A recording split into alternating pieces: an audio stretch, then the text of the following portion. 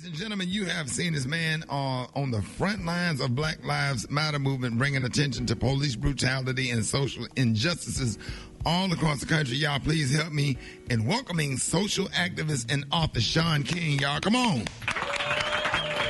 Shaun. Hey, Shaun, good morning, man. Yeah, good morning, y'all. Good to talk to you, man. I've been praying for you and your family, too, bro. Good to talk to you. Hey, Shaun, I appreciate that, man. I've been praying for you. I'm always praying for you because I follow you on Facebook and on Instagram, man. It's like you like a lightning rod. You be taking it to them. There's a lot going on. We got a lot of little stuff to unpack, man. I'm just happy to have you here, man. So, no, I'm glad to be here with you, man. Yes, sir, man. This past week, we lost two heroes, Congressman John Lewis and your Alpha Phi Alpha fraternity brother, Reverend C.T. Vivian. I didn't even know you was Alpha, Shaun. No, I'm not an alpha, man. Oh, okay. I'm not an alpha. Yeah, no, I thought that on you, but I do love CT. No, I love CT Vivian, man. I got a chance to meet him when I was at Morehouse, and he was a legend. You know, he wasn't as nationally known as John Lewis, of course, but man, he was indispensable. Right.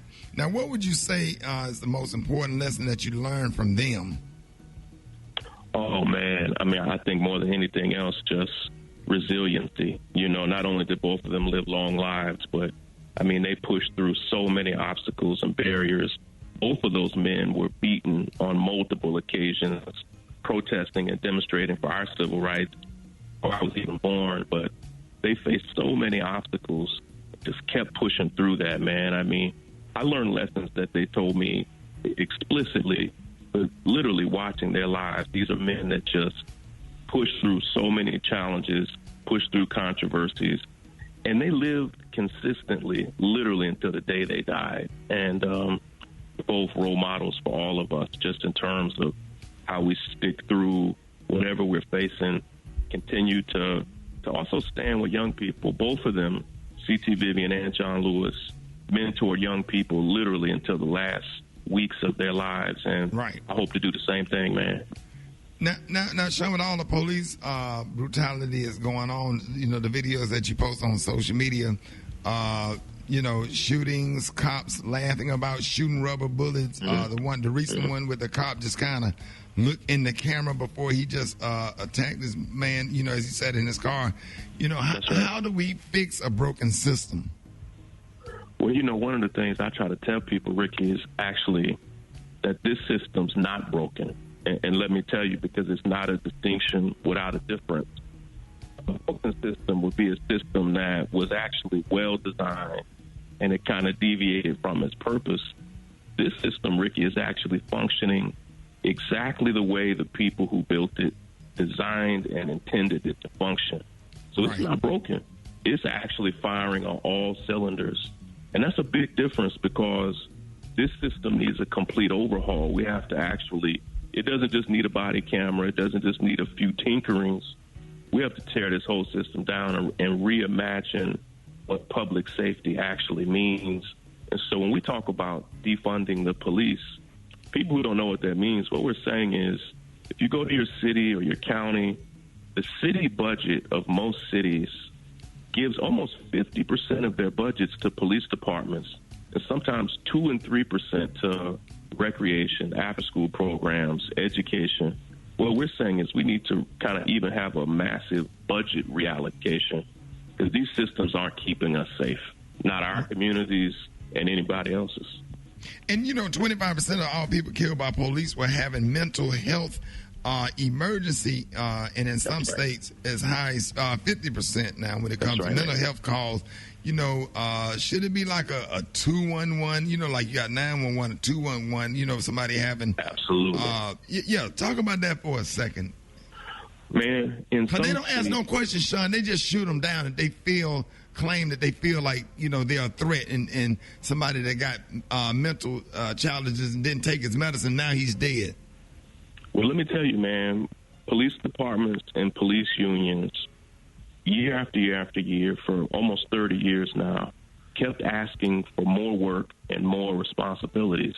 And mayors, including black mayors across the country, really obliged and said, okay, in some cities, including in Dallas, you now have police departments even overseeing pet control and stray dogs, and just random issues where when we were growing up, there were other departments for that. So right now, if you call 911 and your loved one is having a mental health crisis, and in some cities, over 40% of all 911 calls are about mental health emergencies. When the police show up, they haven't been trained for that. They're not doctors. They're not nurses. In some cases, they've had a 2 or 3 hour online video workshop to help them understand mental health crises. And when they get there, they're mainly trained on how to protect themselves. And they often end up shooting and killing people's sons and daughters, mothers and fathers, often fatally. In some states, over 50%, just as you said, man, over 50% of all people killed by police in that state were people who called 911 for help with their loved one who really needed a doctor or a nurse. And in some cities across the country, they're already developing just what you said, where when your loved one is having a mental health emergency or even a substance abuse crisis, if you're having any type of medical emergency even, we're saying we may need another number for that so that it's not police that show up, but trained teams that have experts who understand it. I work with doctors and nurses all over the country, Ricky, and they tell me all the time, like, Shaun, we don't have tasers, we don't have guns, and every type of mental health crisis that police deal with at home, doctors see those things in hospitals every single day. And they don't shoot anybody, they don't taser anybody, they don't choke anyone to death. Right.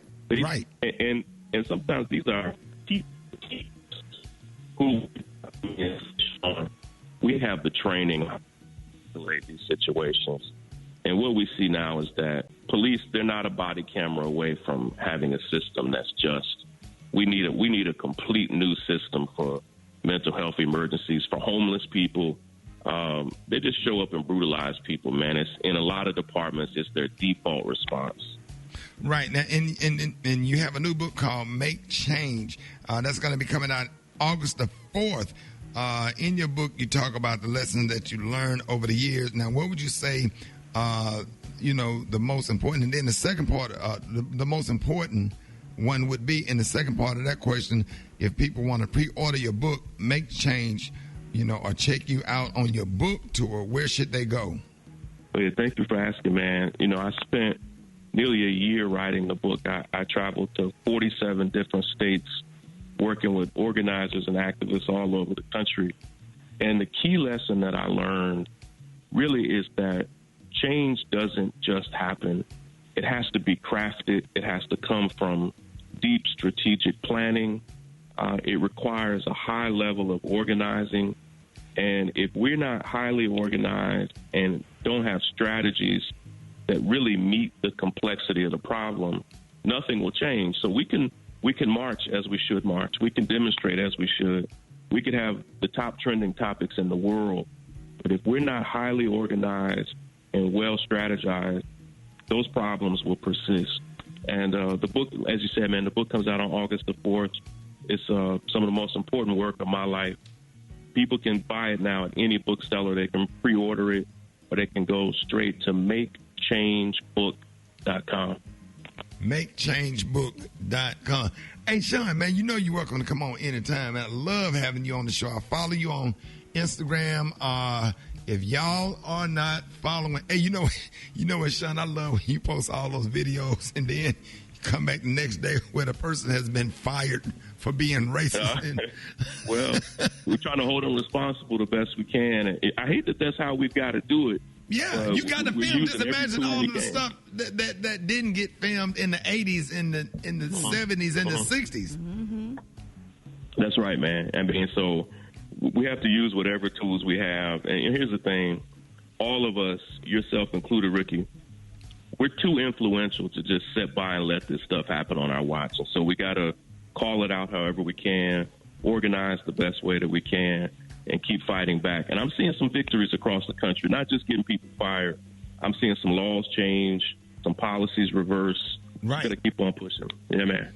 There it is, man. Proud of you, man. Morehouse graduate. We absolutely love you and support you. Make sure y'all pre-order your new book by Shaun King. It's called Make Change. It's going to be coming out August the 4th, and he's going to be go to his Instagram. And you can see the book tour dates. I will definitely be standing in line myself. I'm so excited, man. Thank you so much. And all of your hard work. Yes, sir, man. We love you. And be safe, man. Absolutely. Yeah, take care, everybody. Yeah, same to you, man. Ladies and gentlemen, y'all give it up for Shaun King. Yeah.